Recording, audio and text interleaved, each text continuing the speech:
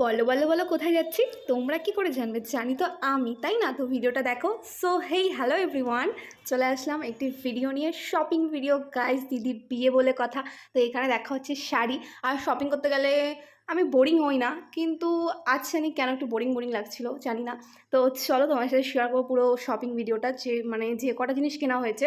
তো এখানে বুনু বুনুর জন্য শাড়ি দেখছিল, আর ওখানে আমরা শাড়ি তারপর দুপাট্টাই সব দেখছিলাম। তো দিদি একটু হালকার মধ্যে যাচ্ছিলো, কারণ বেশি ভারীগুলো না ও গরমের মধ্যে একদমই কন্ট্রোল করতে পারবে না, দেখতেও খুব একটা ভালো লাগে না। যার যেরকম পছন্দ, কারণ দিদি সবসময় সিম্পলভাবে সেজে এসেছে, তো ওর না সিম্পল লুকগুলো বেশি ভালো লাগে। তো যাকে তোমাদের দুপাট্টাটা কেমন লাগলো কমেন্ট করে জানিও। তো শপিং করতে গিয়ে তো বেশ ভালো লাগছিল।